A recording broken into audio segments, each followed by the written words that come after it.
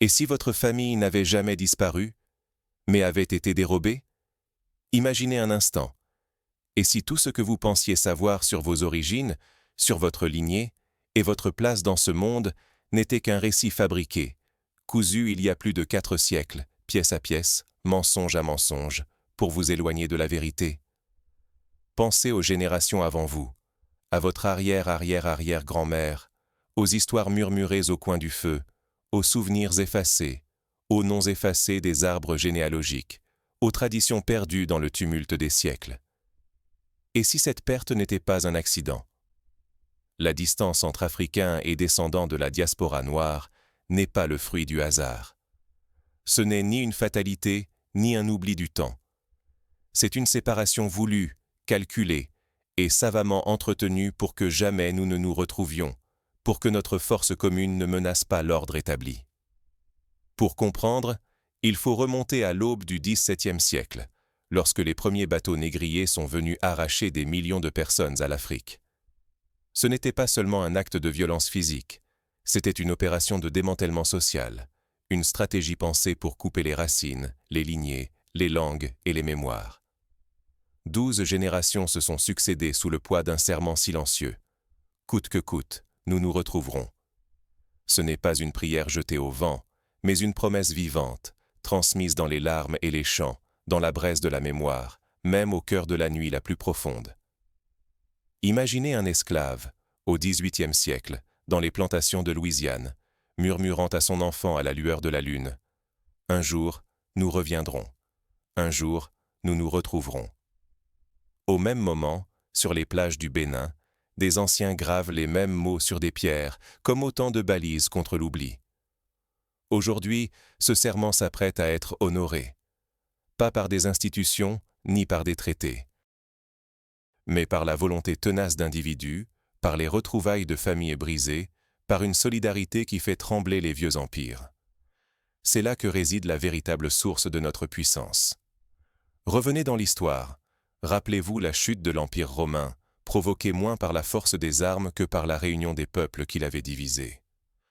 Rappelez-vous la naissance des nations modernes, quand les peuples autrefois éparpillés se sont retrouvés pour réclamer leur destin. Le pouvoir de la réunion n'est pas une idée abstraite, c'est un fait historique. Tant que ce secret restera enfoui, nous resterons dispersés, prisonniers de la solitude, incapables de transformer notre souffrance en force. Nous risquons de passer à côté de la guérison de blessures séculaires.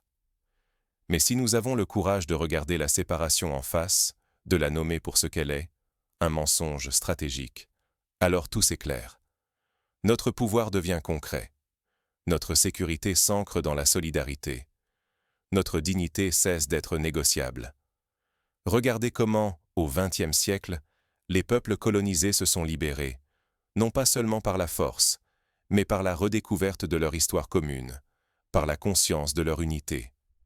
L'Inde, par exemple, a retrouvé sa puissance en rassemblant ses différences religieuses, linguistiques, culturelles.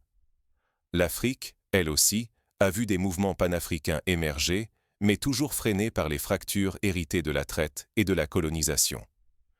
Le monde actuel repose sur la fragmentation de nos histoires, de nos liens, de nos rêves. Mais aujourd'hui, à travers des gestes simples et radicaux, il devient possible de réécrire ce récit. Retrouver ceux qu'on nous a arrachés, ce n'est pas qu'un symbole.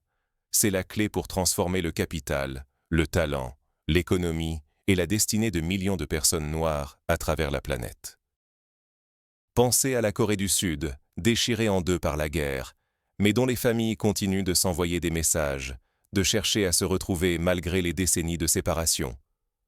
Ce même instinct, ce même désir de réunification sommeille en chaque descendant de la diaspora africaine. Restez attentifs. Ce qui va suivre pourrait bouleverser tout ce que vous pensiez savoir sur vous-même, sur l'Afrique et sur la notion de pouvoir. Car le véritable tournant s'est joué lors d'une nuit où tout a basculé, des flammes des révoltes américaines à Ouagadougou, là où une ère nouvelle a commencé à prendre forme. Mais avant de vous révéler ce qui s'est vraiment passé cette nuit-là, il faut comprendre pourquoi la séparation a été orchestrée avec tant de soin. Ce que vous êtes sur le point de découvrir remonte bien plus loin que vous ne l'imaginez. Qu'est-ce qui relie une femme enchaînée sur une plage d'Afrique à une scientifique texane, 4 siècles plus tard? Un souffle, une promesse murmurée, traverse l'océan et les générations, reliant des familles séparées par la force, mais jamais oubliées. Le 27 mai 2020, Minneapolis s'embrase. Le nom de George Floyd ébranle l'Amérique. En Afrique, le cœur se serre. D'Ouagadougou à Houston, une même douleur unit ceux que tout semble encore séparer. Les réseaux sociaux s'enflamment, des millions de messages traversent l'Atlantique, et pour la première fois, des voix africaines et afro-américaines se répondent en direct, partageant le même cri. Ça suffit. Ibrahim Traoré, jeune leader burkinabé, comprend que cette distance n'est pas un hasard, ni une simple blessure du passé. La séparation entre Africains du continent et diaspora a été patiemment construite et entretenue. Séparation de sang, de mémoire, de pouvoir. Tout a été fait pour que la réunion n'ait jamais lieu. Imaginez une carte du monde, les routes maritimes de la traite, les ports esclavagistes d'Elmina, de Ouida, de Gorée. Imaginez les plantations de coton de la Géorgie, les quartiers de Harlem, de Kingston, de Rio de Janeiro. Cette géographie de la douleur est aussi une géographie de l'espoir, car partout, des résistances ont germé. Pourtant, dès la première nuit d'enlèvement, une résistance s'est allumée. À chaque pleine lune, sur les plages africaines, les anciens allumaient des feux. Ces flammes n'étaient pas de simples rites, elles étaient des phares, des promesses pour les enfants arrachés. Par la parole, la flamme, la légende, on entretenait l'espoir qu'un jour, malgré l'océan, la famille se retrouverait. Ceux qui ont tout fait pour entretenir la coupure ne sont pas mus par la nostalgie, mais par la peur. La peur de voir surgir une force collective, une excellence noire, réunifiée et puissante. Car réunir ces familles ne se limite pas à l'émotion. Cela menace l'ordre établi, cela ouvre la voie à une puissance noire autonome qui n'a plus besoin de permission pour s'élever. Souvenez-vous, à chaque époque, les dominants ont cherché à diviser pour régner. Les Britanniques en Inde, les Belges au Congo, les Espagnols en Amérique latine. Partout, la division a été l'arme principale. L'Afrique, avec sa diaspora, représente la plus grande séparation organisée de l'histoire moderne. Oublier cette histoire, c'est accepter l'aliénation.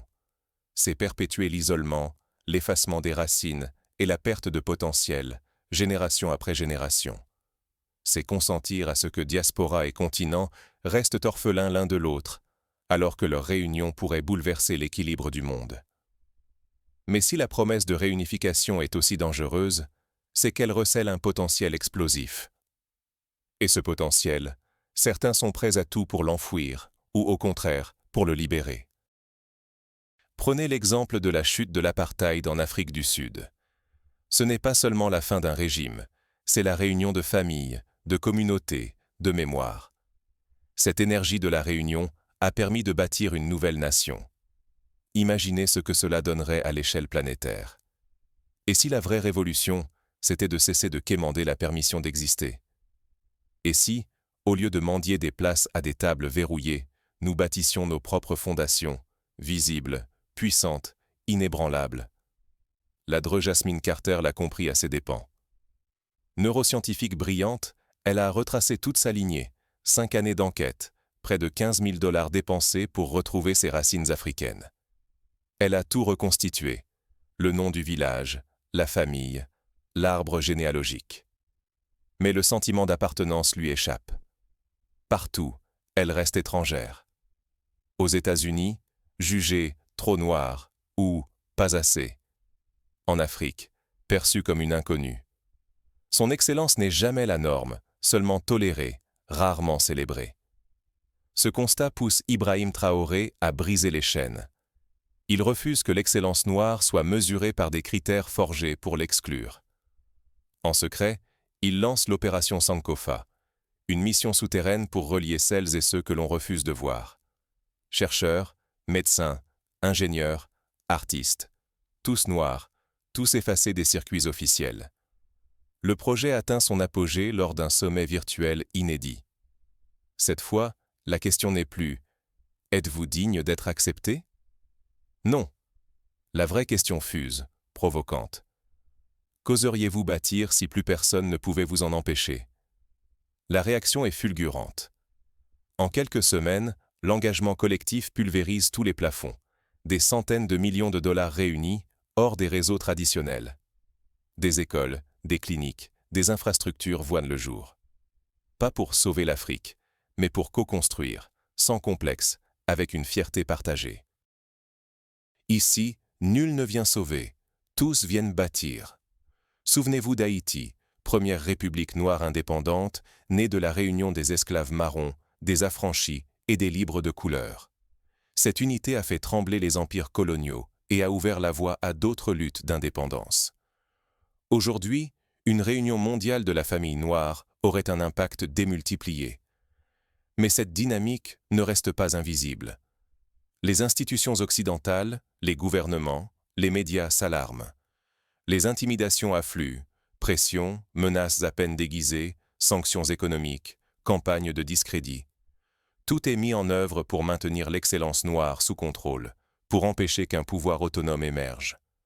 Céder à la peur, ce serait accepter que des milliards de dollars de savoir et d'innovation partent ailleurs, contrôlés par d'autres.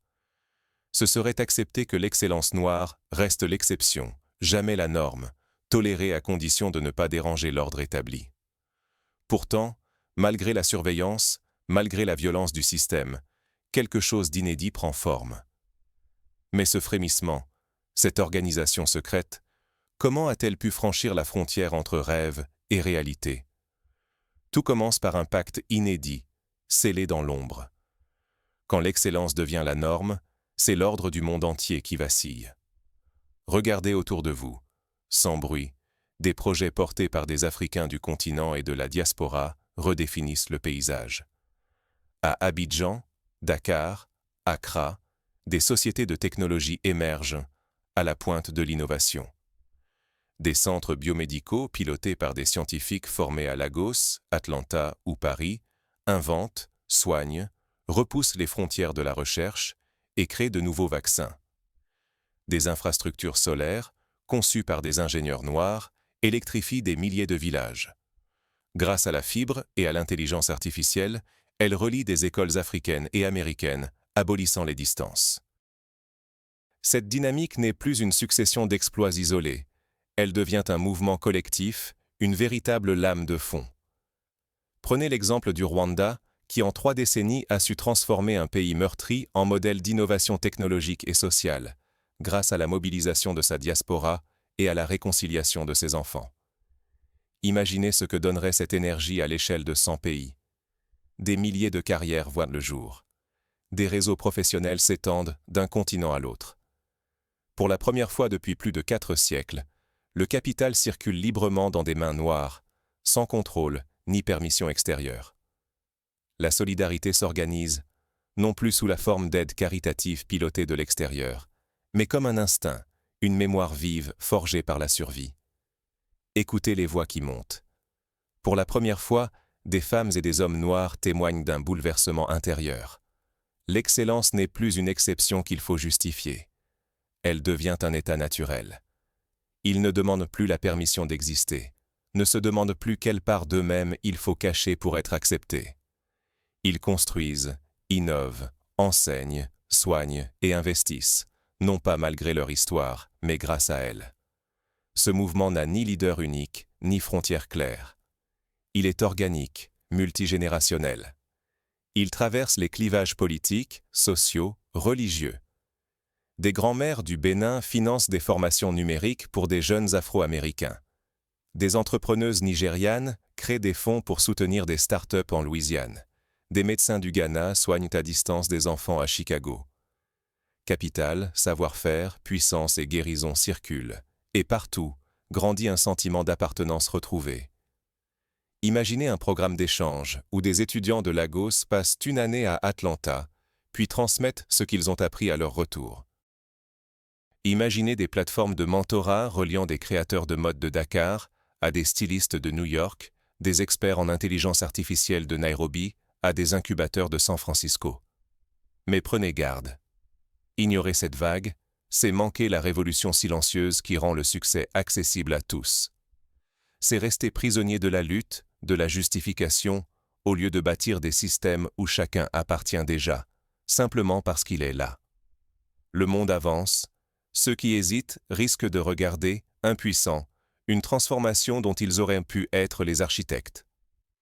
Au-delà des succès et des chiffres, ce qui se joue, c'est la réécriture du récit.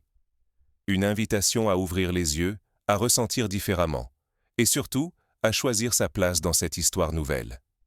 Prenez l'exemple du mouvement Year of Return au Ghana, qui a permis à des dizaines de milliers de membres de la diaspora de retrouver symboliquement la terre de leurs ancêtres, de tisser de nouveaux liens économiques, culturels et affectifs. Mais au-delà du symbole, imaginez si chaque retour donnait naissance à un projet, une entreprise, une école. Car cette révolution ne demande pas la permission. Elle exige seulement qu'on ose s'y reconnaître et peut-être y prendre part. Et si votre excellence ne se limitait plus à survivre, mais devenait la fondation d'un avenir partagé? Imaginez. Tout ce que vous avez surmonté, appris, transmis, ne serait plus seulement la marque d'une résistance, mais la première pierre d'un système nouveau, où chaque réussite nourrit un projet collectif. Ce système n'est plus un rêve. Partout en Afrique et dans la diaspora, un réseau discret mais solide unit médecins, ingénieurs, entrepreneurs, investisseurs, chercheurs, pédagogues. Chaque compétence, chaque relation tissée au fil des générations, chaque ressource collectée, s'assemble déjà, prête à se démultiplier. La puissance de cette union n'est pas une chimère, c'est une équation. Additionnez le savoir-faire africain à la force économique de la diaspora afro-américaine. Et soudain, des opportunités jaillissent là où régnait l'oubli et le doute. Des écoles s'élèvent là où l'on n'entendait que le silence. Des entreprises voient le jour dans des régions ignorées. Des hôpitaux surgissent sans dépendre d'une aide extérieure. Ici, nul besoin d'attendre une autorisation pour créer, guérir, enseigner, investir ou bâtir. L'excellence n'est plus tolérée, elle est célébrée. On vous invite à transformer votre héritage en puissance collective, à devenir ce que vous êtes, sans masque ni retenue. Chacun peut jouer son rôle, mentor, investisseur, bâtisseur, partenaire ou simplement membre d'une famille retrouvée. Et surtout, ici, vous n'êtes ni un sauveur attendu, ni un invité sous condition.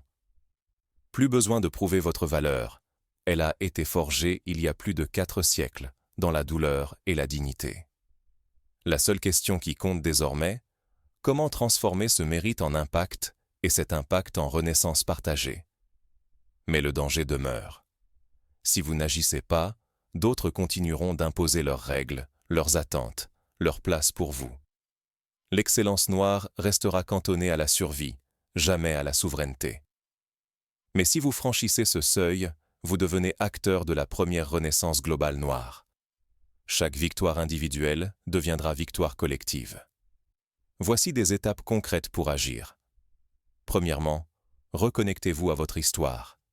Cherchez les archives, interrogez les anciens, participez à des ateliers de généalogie. Les outils numériques rendent aujourd'hui ces recherches accessibles à tous.